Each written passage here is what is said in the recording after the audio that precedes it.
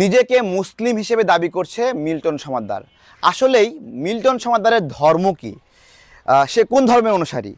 তার বিরুদ্ধে অভিযোগ সে অসহায় রুগীদের কিডনি কেটে নিয়ে বিক্রি করছে, ফুসফুস, লিভার, এগুলো তার অঙ্গগুলো নিয়ে নিয়ে বিক্রি করছে। এইটা যেইখানে দাফনের কাজ হতো, যেই মসজিদে, সেই মসজিদের হুজুররা বলেছে। মিল্টন সমাদ্দার জাকাতের অর্থ নিত। আমার যে প্রথম প্রশ্ন, যে মিল্টন সমাদ্দারের ধর্ম কি? আমি অনেকভাবে খুঁজছিলাম যে তার বাবার নাম কি, তার মায়ের নাম কি, তার দাদার নাম কি, সে কোন ধর্মের অনুসারী। তো অনেক খোঁজাখুঁজি করে পাচ্ছিলাম না। পরবর্তীতে একটা মামলার নথি পেলাম, যে মামলাটা মিল্টন সমাদ্দার করেছে গির্জার বিরুদ্ধে, তাদের খ্রিস্টান ধর্মের যে গির্জা আছে সেই গির্জার বিরুদ্ধে, এবং চার্চের যে ফাদার আছে সেই ফাদারের বিরুদ্ধে। মূলত মিল্টন সমাদ্দারের দাদা হৃদয় সমাদ্দার এই চার্চের জন্য জায়গা দিয়েছিলেন, এবং সেই জায়গা নিয়ে একটা দ্বন্দ্ব, ফাদারের সঙ্গে নিয়ন্ত্রণ নিয়ে দ্বন্দ্ব, সেই দ্বন্দ্বকে কেন্দ্র করে মিল্টন সমাদ্দার মামলা করে, এবং সেই মামলার নথি পাওয়াতে আমি জানতে পারলাম যে মিল্টন সমাদ্দার আসলে একজন খ্রিস্টান ধর্মের অনুসারী। আমার আজকের যে আলোচনা, এই আলোচনায় জাকাতের অর্থ আসবে, অঙ্গ প্রত্যঙ্গ বিক্রি করা, এবং মিল্টন সমাদ্দার নিজেকে মুসলিম দাবি করছে কিন্তু সে একজন খ্রিস্টান। তাহলে আমরা শুরু করতে পারি। মিল্টন সমাদ্দার তার ফেসবুক পোস্টে লিখেছে, একজন মুসলিম হিসেবে আমি ফিলিস্তিনের মুক্তি চাই। এটা লিখে সে ফেসবুকে বুস্ট করে লিখেছে সেখানে যে আপনি যদি এটাকে সমর্থন করেন তাহলে ডান পাশে লাইক বাটনে টিপ দেন। ঠিক একইভাবে সে দেলোয়ার হোসেন সাঈদীর ছবি ব্যবহার করেছে এবং বলেছে, আমি দেলোয়ার হোসেন সাঈদী, আমার জামিন হচ্ছে আগামীকালকে, আপনারা আমার পাশে থাকলে আমাকে লাইক বাটন দেন। এইভাবে সে ফিলিস্তিন, তারপরে হলো নিপীড়িত মুসলিমদের বিভিন্ন সিম্প্যাথি কেন্দ্রিক ছবি, ভিডিও, এগুলো দিয়ে বারবার সে বুস্ট করেছে। এখন আমার প্রশ্ন হলো যে মিল্টন সমাদ্দার খ্রিস্টান ধর্মের হলেও কেন এই ধরনের পোস্ট দিল? সহজ কথা, লাইক পাওয়ার জন্য। মিল্টন সমাদ্দার নিজে স্বীকার করেছে যে লাইক কমেন্ট পাওয়ার জন্য সেই কাজগুলো করেছে। লাইক কমেন্ট কেন প্রয়োজন সেই বিষয়ে কথা বলি। মিল্টন সমাদ্দার যেটা বুঝতে পেরেছে যে সেই যে কাজগুলো করছে বা সে যা করতে চায়, তার জন্য যে টাকা সংগ্রহ করতে চায়, তার জন্য প্রচুর পরিমাণে লাইক দরকার এবং প্রচুর পরিমাণে ফলোয়ার দরকার। প্রচুর পরিমাণে ফলোয়ার হলে যেটা হবে, এই ফলোয়ারদের একটা অংশ ডোনার হিসেবে তাকে সাপোর্ট করবে, তাকে সহযোগিতা করবে। এবার আসেন যে ফেসবুক থেকে মিল্টন সমাদ্দার কত টাকা ডোনেশন সংগ্রহ করেন। গণমাধ্যমগুলোতে যেটা এসেছে, এই গণমাধ্যমে এই তথ্যগুলো তাদের মন গড়া তথ্য না। তারা মিল্টন সমাদ্দারের দেওয়া 16টি নাম্বারের তারা ট্রানজ্যাকশন হিস্ট্রি নিয়েছে। প্রতি মাসে গড়ে 1 কোটি টাকার উপরে কালেকশন করে, 1 কোটি টাকার উপরে। এবার আসি অঙ্গ প্রত্যঙ্গ বিক্রয়ের যে বিষয়টি, যখন গণমাধ্যমগুলো বলছে তখন অনেকে বলছে যে প্রমাণ কি? প্রমাণ দিয়েছে যেই মসজিদে মিল্টন সমাদ্দার দাফন কাফনের কাজ করত, সেই মসজিদের হুজুর যারা আছে, যারা দাফন কাফনের কাজ করত, তারা বলেছে যে মিল্টন সমাদ্দার যে লাশগুলো দাফনের উদ্দেশ্যে আমাদের এখানে নিয়ে আসতো, সেই লাশগুলোতে এরকমভাবে কিডনির জায়গাতে, বুকে এরকম কাটা দাগ দেখা গেছে, অনেক জায়গায় কাটা ছেঁড়া দেখা গেছে। তো তাকে যখন মসজিদ কর্তৃপক্ষ জিজ্ঞাসা করছে যে এগুলো এরকম কাটা ছেঁড়া কেন দেখা যাচ্ছে, তারপর থেকে কিছুদিন পরে হঠাৎ করে এরকম লাশ বেশি আসা শুরু করে, আপনার 4টা 5টা এরকম লাশ আসতেছে। আর তার এই যে কিডনির এইখানে হলো কাটা, এইখানে হলো কাটা শিরাই দেওয়া দুই পাশে। মিল্টন সমাদ্দার ওই মসজিদে আর দাফন কাফনের কোনো কাজ করার নেই। এখন আমার প্রশ্ন হলো, মিল্টন সমাদ্দারকে যখন প্রশ্ন করা হলো যে এই লাশগুলোতে কিডনির জায়গায় কাটা কেন, এরপর থেকে সে কেন ওই মসজিদে দাফন কাফনের আর দায়িত্ব দিল না, কেন পরিবর্তন করলো? এই পরিবর্তনের উদ্দেশ্য কি আপনাদের কাছে? আপনারা একটু হুজুরের স্টেটমেন্টটা শুনে নেন, তাহলে বুঝতে পারবেন। এবার আসি মিল্টন সমাদ্দারের যে আশ্রম অথবা যে বৃদ্ধাশ্রম, যেখানে সাধারণ মানুষদের অথবা গরিব মানুষদেরকে জায়গা দেওয়া হয়, সেখানে কতজন আছে? আমি গত 2 বছর আগে সেখানে গিয়েছিলাম। 60 থেকে 70 জন মানুষকে সেখানে দেখেছি যারা ওখানে আছে। তারা এবং সেখানের উপস্থাপনা এমনভাবে যে একজন নারী, তার মাথায় খুলি নেই, বুঝতে পেরেছেন? আমি দেখলাম যে তার মাথায় খুলি নাই। আমি জিজ্ঞাসা করলাম যে খুলি ছাড়া বেঁচে আছে কিভাবে? তো বলতেছে এটা ট্রিটমেন্ট চলতেছে। কোথায় ট্রিটমেন্ট চলতেছে? বলছে আমাদের এখানে ট্রিটমেন্ট চলতেছে। তো অদ্ভুত বিষয়, খুলি নাই, আমার সেন্সে তো খুব দাগ কাটলো যে খুলি নাই, এইভাবে ট্রিটমেন্ট চলতেছে, ভয়ঙ্কর অবস্থা। তো তো পরবর্তীতে আমি ঢাকা মেডিকেলের সঙ্গে যোগাযোগ করলাম যে এই যে খুলি নাই মাথায়, এটার আসলে ট্রিটমেন্ট কি, এভাবে রেখে দেওয়ায় কি কাজ?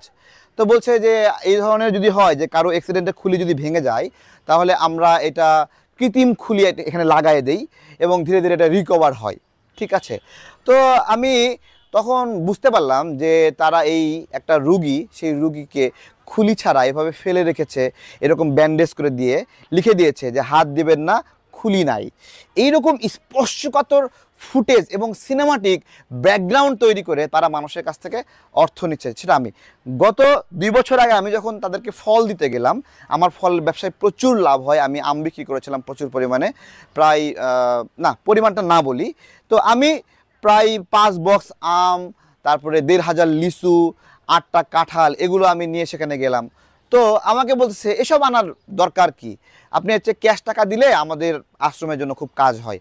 অর্থাৎ আমি যে বিরুদ্ধদেরকে একটু ফলমূল খাওয়াই, তাদেরকে তৃপ্ত করব, তাদের এই তৃপ্তি প্রয়োজন নাই। তারা বলছে যে এগুলোর প্রয়োজন কি, এটা আমি নিজের একটা সাক্ষী বলতেছে যে এর চেয়ে ক্যাশ টাকা দিতেন। তখন বুঝতে পারলাম যে তাদের ক্যাশ টাকার প্রতি প্রচুর পরিমাণে আগ্রহ।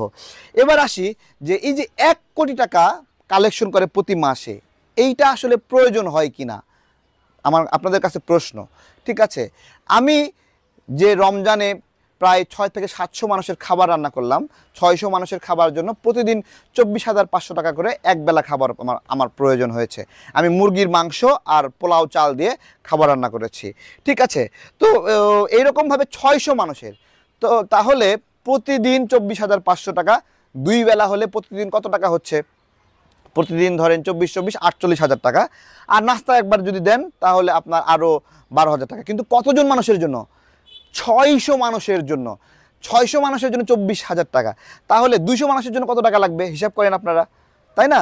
3 গুণ কম, তাই না? 3 গুণ কম। কিন্তু সে 1 কোটি টাকা কালেকশন করছে। এবং মিল্টন সমাদ্দারের এই কোটি কোটি টাকা সংগ্রহ কখনোই শেষ হয় না। প্রতিদিন ফেসবুকে বুস্টিং হয়, আরও টাকা প্রয়োজন, আরও টাকা প্রয়োজন, বৃদ্ধ লোকের ছবি দেয়, অসুস্থ লোকের ছবি দেয়, রাস্তায় পড়ে থাকা মানুষের ছবি দেয়, দিয়ে টাকা প্রয়োজন। তাহলে প্রতি মাসে 1 কোটি টাকা করে যদি সংগ্রহ করে, কত টাকা প্রয়োজন জাস্ট চিন্তা করেন। এখন আমার প্রশ্ন হলো যে মিল্টন সমাদ্দার, যেটা বলছিলাম যে খ্রিস্ট ধর্মের অনুসারী, যেটা পাইলাম, একজন খ্রিস্ট ধর্মের অনুসারীর জাকাতের অর্থ সংগ্রহের কোনো অধিকার আছে কি না আমার প্রশ্ন। আমাদের জাকাত যে বন্টনের যে বিধান, এটা তো একটা মুসলিম ডোনেশন, তাই না? এটা কিন্তু হিন্দু ডোনেশন না, জাকাত কিন্তু খ্রিস্টান ডোনেশন না। এক্স্যাক্টলি জাকাতের একটা নির্দিষ্ট হিসাব আছে, সেই হিসাব অনুযায়ী প্রত্যেকটা সামর্থ্যবান ব্যক্তি এই জাকাতের অর্থ দিতে বাধ্য। এখন একজন হিন্দু ধর্মের কিশোর কুমারের, বিদ্যানন্দের মাধ্যমে এই জাকাতের অর্থ সংগ্রহের অধিকার আছে কিনা, অথবা একজন খ্রিস্টান ধর্মের মিল্টন সমাদ্দারের জাকাতের অর্থ সংগ্রহ করার অধিকার আছে কিনা। জাকাত কেন ব্যবস্থাপনা হলো? জাকাতের উদ্দেশ্যই হলো যে মুসলিম অর্থনীতিকে শক্তিশালী করা, মুসলিম কমিউনিটিকে শক্তিশালী করা। এই শক্তিশালী করার জন্য মুসলমানদেরকেই বাধ্য করা হয়েছে যে তোমরা অবশ্যই জাকাত দেবা। এটা কিন্তু হিন্দুদেরকে বাধ্য করেনি, খ্রিস্টানদেরকে বাধ্য করেনি। তাহলে মুসলিমদেরকে বাধ্য করা একটা অর্থনীতি, সেই অর্থনীতির অর্থ মিল্টন সমাদ্দাররা নিয়ে নিচ্ছে, বা কিশোর কুমারের, বিদ্যানন্দ দাসরা নিয়ে নিচ্ছে।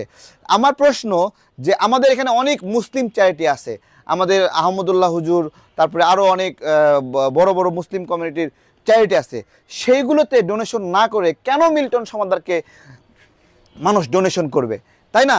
মিল্টন সমাদ্দার বা কিশোর কুমার, বিদ্যানন্দ, তারা কি কখনো মুসলিম অর্থনীতি শক্তিশালী করার কোনো এজেন্ডা নিয়ে কাজ করে?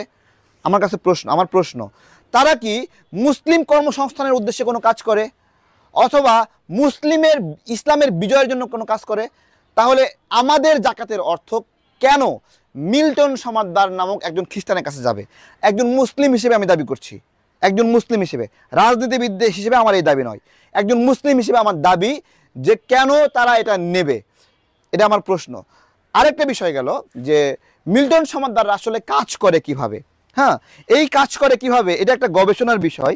আমি খুঁজতে খুঁজতে তার অনেক পুরনো একটা পোস্টে গেলাম। সেই পোস্টে সে একজন বাবা মা পরিচয় নাই এরকম একটা সন্তানকে সে অ্যাড্রেস করেছে এইভাবে যে এই সন্তানের বাবা মার পরিচয় নাই, এই সন্তানকে দেখাশোনা করছে একজন হিন্দু, এই সন্তানকে অর্থায়ন করছে একজন খ্রিস্টান, আর এই সন্তানের মানে এই কাজ করছে একজন মুসলিম, তাহলে এই সন্তানের ধর্ম পরিচয় কি? ঠিক আছে, তখন সে বলছে মানব ধর্ম বড় ধর্ম, মানব ধর্ম বড় ধর্ম।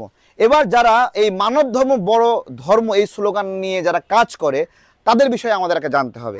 রংপুরে খ্রিস্টান ধর্মের একটা প্রচারণার টিম আছে, তারা এই মানব ধর্মের কথা বলে বলে মুসলিমদেরকে আকৃষ্ট করে এবং তাদেরকে অর্থ দেয়, পরবর্তীতে তাদেরকে বাধ্য করে খ্রিস্টান ধর্ম গ্রহণে, এবং পরবর্তীতে অনেকে আবার ফিরে আসে ভুল বুঝতে পেরে। কিন্তু আমার প্রশ্ন হলো, আপনারা যারা জাকাত অর্থ দিচ্ছেন সেটা কি এই মিল্টন সমাদদারদের মানব ধর্ম এস্টাবলিশ করার জন্য? এবং এটা শুধু রংপুরে না, এটা পাহাড়ি এলাকাতে প্রচুর পরিমাণে এই প্র্যাকটিসটা হয়। মানে পাহাড়ের অসহায় নিরীহ মানুষদেরকে টাকা দেয়, পরবর্তীতে খ্রিস্টান ধর্ম গ্রহণ করতে বাধ্য করে। তা আমরা অনেকগুলো বিষয়ে এখানে আলোচনা করেছি যে মিল্টন সমাদদার আসলেই দোষী কিনা, মিল্টন সমাদদার আসলেই দোষী কিনা, আসলেই কিডনি চুরি করেছে কিনা, এটা গবেষণা করার জন্য সেই কবরস্থানে যে লাশগুলো দেওয়া হয়েছে এই লাশগুলোর মধ্যে দুই একটা যদি অক্ষত থাকে তাহলে সেগুলো তুলে একটু মানে পোস্টমর্টেম করা উচিত আমার মনে হয়, যদি সাম্প্রতিক কোনো এরকম ঘটনা ঘটে থাকে। ঠিক আছে, তাহলে এটা পোস্টমর্টেম করলে একটা বের হয়ে আসবে। পাশাপাশি আরেকটা বিষয় আমার সন্দেহ কাজ করছে, এই যে মিল্টন সমাদদার বলল যে 900 মানুষ মারা গেছে, তার মানে কি সে 900 মানুষের দাফন করেছে? 900 মানুষের দাফন যদি সে করে থাকে তাহলে 900 মানুষের দাফনের জন্য সে ডোনেশন নিয়েছে, এবং 900 মানুষের দাফনের ডোনেশন নিয়ে সে মাত্র 50টি আর 15টি আর 60টি, তাহলে কতটি হলো? 65 আর 7 কত হয়? মাত্র 100টাও হয় না। সে 100টারও কম দাফন করে 900টার দাফনের ডোনেশন সংগ্রহ করেছে। এইটাকে আপনারা কীভাবে দেখছেন? মিল্টন সমাদদারের এই দাফনগুলোর বিষয়ে তথ্যগুলো নেওয়া হয়েছে কবরস্থানগুলোতে। যারা অধিক যাচাই করতে চান তারা যান না কবরস্থানে গিয়ে, আমি বলেন যে আমি মিল্টন সমাদদারের দাফন করা লাশগুলোর ডকুমেন্টস দেখতে চাই, আপনারাও সেখানে পাবেন। আজিমপুরের কবরস্থানের হিসাব দিয়েছে মিল্টন সমাদদার, আজিমপুর কবরস্থান পুরোপুরি অস্বীকার করেছে, বলেছে মিল্টন সমাদদার এখানে কোনো লাশ নিয়ে আসেনি। তাহলে এই ডোনেশনের টাকাগুলো কই গেল? এই প্রশ্নগুলোর উত্তর কেউ দিতে পারবে? আমার কাছে প্রশ্ন।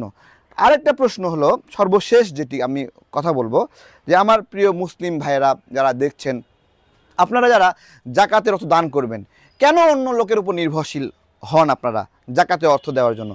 মানে কেন আমার উপর নির্ভরশীল হবেন, আরেকজনের উপর নির্ভরশীল হবেন? আমার প্রশ্ন, আপনার আশেপাশে কত গরিব মানুষ, তাদেরকে কর্মসংস্থান করে দেন, একটা সবজির দোকান করে দেন, 15,000 টাকায় সুন্দর একটা সবজির দোকান হয়।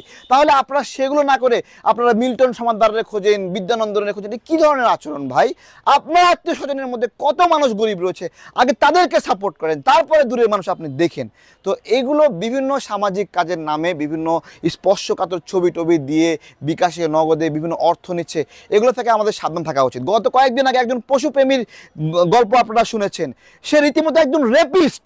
হ্যাঁ, সে পশু উদ্ধার করে, পশু রেস্কিউ করে, রিস্ক ফ্রি করে। তো এইগুলো করতে গিয়ে সে মেয়েদেরকে ধর্ষণ করছে, ট্রাপে ফেলছে। তো আমরা যদি সচেতন না হই তাহলে আমাদেরকে আর কিভাবে কে সচেতন করবে? আমাদের অনেকে মিডিয়াকে গালি দিচ্ছে। ভাই, একটা মিডিয়া এরকম খারাপ করতে পারে, মিল্টন সমাদদারের শত্রু হতে পারে। এক ডজন গণমাধ্যম এই সেম নিউজটা সেমভাবে তদন্ত করেছে, তারা একই তথ্য পেয়েছে। তাহলে সব গণমাধ্যমকে আপনারা হাওয়ায় উড়ে দিবেন? সমাজসেবা অধিদপ্তর একটা প্রশ্ন করেছে যে কেন মিল্টন সমাদদারের যে প্রতিষ্ঠান বৃদ্ধাশ্রম সেখানের দায়িত্বশীল প্রধানের পদ পরিবর্তন হয় না। একটা ট্রাস্টির নিয়ম হলো নির্দিষ্ট সময় পর পর নির্বাচন হবে, সেই নির্বাচনে নতুন নির্বাচিত ব্যক্তি দায়িত্বে আসবে নির্বাচিত হয়ে। যেই কাজটি মিল্টন সমাদদারের এই প্রতিষ্ঠানে হয় না, তার অর্থ এইটা মিল্টন সমাদদারের একক নিয়ন্ত্রণাধীন একটা প্রতিষ্ঠান, যেই প্রতিষ্ঠানে কোনো অডিট হয় না, যেই প্রতিষ্ঠানে কোনো স্বচ্ছতা নাই, যেই প্রতিষ্ঠানে জবাবদিহিতা নাই। এবং এর পাশাপাশি বিদ্যানন্দ নামে আরেকটা ফাউন্ডেশন আছে, সেখানেও দেখেছেন যে বিদ্যানন্দের এই জায়গাটা এটা কিন্তু কিশোর কুমার দাসের একক একটা সম্পত্তি হিসেবে আবির্ভাব হয়েছে। যে এটা যে সমন্বিতভাবে একটা সোসাইটি চালায়, একটা কমিউনিটির সম্পদ, এরকম না। কিন্তু যেমন গণস্বাস্থ্যে জাফরুল্লাহ স্যার মারা গেছে, এইটা নির্বাচনের মাধ্যমে মায়া ম্যাডামরে নতুন করে ট্রাস্টির প্রধান করা হয়েছে, এবং মায়া ম্যাডামও যখন থাকবে না তখন নতুন করে আর একজন ট্রাস্টি।